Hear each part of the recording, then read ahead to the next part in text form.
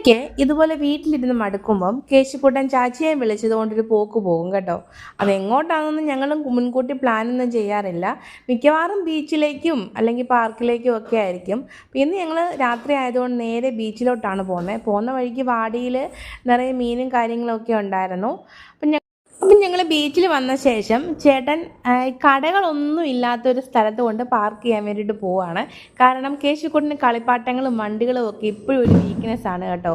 ഒരു 5-6 ഓട്ടോ തന്നെ വീട്ടിൽ ചുമ്മാ ഇരിപ്പുണ്ട്. അവൻ എന്നാലും കടയിൽ ഓട്ടോയും കാറും ഒക്കെ കാണുമ്പോൾ പിന്നെയും വാങ്ങി കൂട്ടുന്നുണ്ട്. വാങ്ങിച്ചു കൊടുക്കുന്നതിന് ചേട്ടന് ഒരു മടിയില്ല.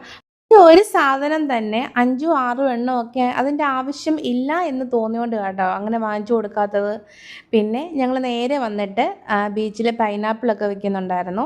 അവിടെ നിന്ന് 2 കവർ പൈനാപ്പിളും ഒക്കെ വാങ്ങിച്ച് നിന്ന നിപ്പിലാണ് കേട്ടോ കേശുക്കുട്ടനെ കാണാത്തത്. പിന്നെ വിഷമിക്കേണ്ട കാര്യമില്ല, ഒരുപാട് ആൾക്കൂട്ടങ്ങൾക്കിടയിൽ അവൻ അങ്ങോട്ട് ചെന്ന് മുട്ടി സംസാരിക്കുന്ന ഒരാളാണ്. പിന്നെ ഒരു പയ്യൻ നേണ്ട മനോഹരമായിട്ട് മത്സ്യകന്യകയൊക്കെയാണ് അവൻ ഉണ്ടാക്കി വെച്ചിരിക്കുന്നത്. അവന് നല്ല ഫ്യൂച്ചറും കാര്യങ്ങളും ഒക്കെ ഉണ്ട് കേട്ടോ. അടിപൊളിയായിരുന്നു കാണാൻ. അങ്ങനെ ഞങ്ങൾ നേരെ മസാല ദോശ കഴിച്ച് വീട്ടിൽ പോകാൻ തുടങ്ങി. പക്ഷെ ഒരു കാര്യം പറയാൻ മറന്നുപോയി, ബീച്ചിൽ നിന്ന് അവൻ ഈ പ്രാവശ്യവും ചാച്ചിയെ കളിപ്പിച്ചിട്ട് ഒരു ഓട്ടോ വാങ്ങിച്ചിട്ടുണ്ടായിരുന്നു കേട്ടോ. അപ്പോൾ പിന്നെ അടുത്ത വീഡിയോയിൽ കാണാം. ബായ്.